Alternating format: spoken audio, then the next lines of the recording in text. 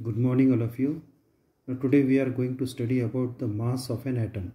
Okay, so the mass of an atom is concentrated in its nucleus, and it is due to the protons and neutrons in it. As we know that the structure of atom, electrons are revolving around the nucleus, and in the nucleus, protons and the neutrons are there. So it is said that the mass of an atom is concentrated, or it is in the nucleus only. So the number protons plus neutron in the atomic nucleus is called the atomic mass number.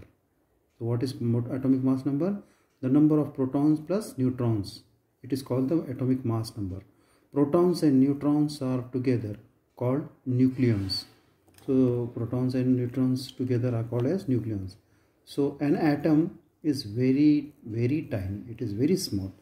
Then how do we determine its mass? So how to calculate the mass of an atom? So scientists too struggle with this question. It was not possible for scientists of the 19th century to measure atomic mass accurately. Therefore, the concept of relative mass of an atom, relative means as compared to, okay? So mass of an atom was put forth.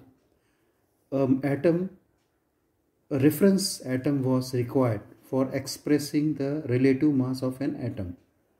The hydrogen atom, being the lightest, was initially chosen as the reference atom. So as per we have taken hydrogen as the reference atom. Okay, so we know that it is the lightest atom.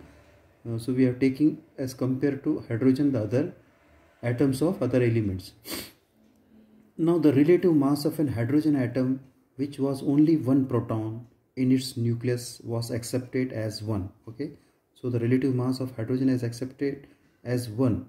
Therefore the magnitude means size of the relative atomic masses of various atoms became equal to their atomic mass, that is number of proton plus number of neutron. Now let us see how to express the relative mass of a nitrogen atom. Having accepted the relative atomic mass of hydrogen as 1.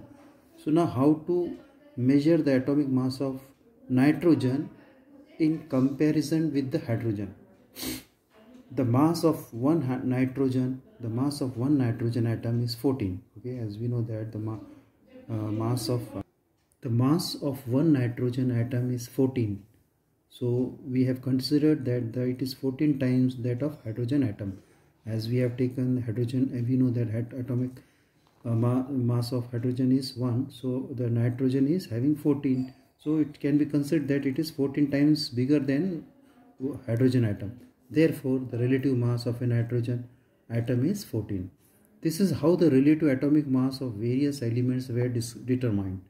On this scale, the relative atomic masses of many elements came out to be in fractional. Okay, so therefore in the course of time, different atoms were chosen as reference atoms. So afterwards different elements atoms of different elements were taken as reference atom to fix the atomic mass of other elements. Finally in 1961, the carbon atom was selected as the reference atom. Okay, so in the 1961 the carbon atom was selected as the reference atom. In this scale, the relative mass of a carbon atom was accepted as 12. Okay, as we know that the atomic number is 6 of carbon, and atomic mass number is 12. So the relative atomic mass of one hydrogen atom compared to the carbon atom becomes, that is 12 into 1 upon 12. Okay, so 12 get cancelled, and that is 1. Okay, so the mass of one proton and of one neutron on the scale of relative atomic mass is approximately 1. Got this point? Now the relative atomic mass of some element in the chart below are given. You have to find the relative atomic mass of the other. So you see here, some of the atomic masses of elements are given. You have to find out those which are having the blank column. Okay, now next is today we have highly accurate methods for measuring the mass of an atom directly. So now today we are having, now we know that we had a lot of development has been done in this science and technology. So we can today we can have the high accurately method for measuring the mass of an atom. Hence, instead of relative mass, unified mass.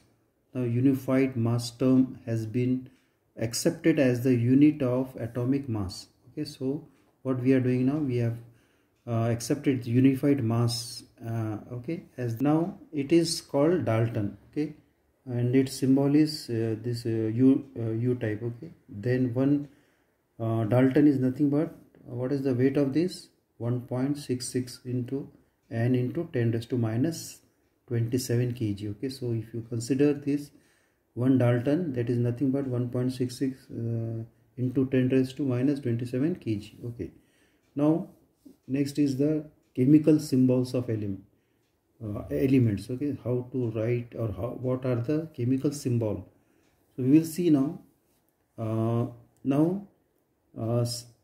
Some name are given for you for to write the symbols. Okay, so but Dalton use how to Dalton use certain sign represent elements. The scientist Dalton used certain sign to represent an element.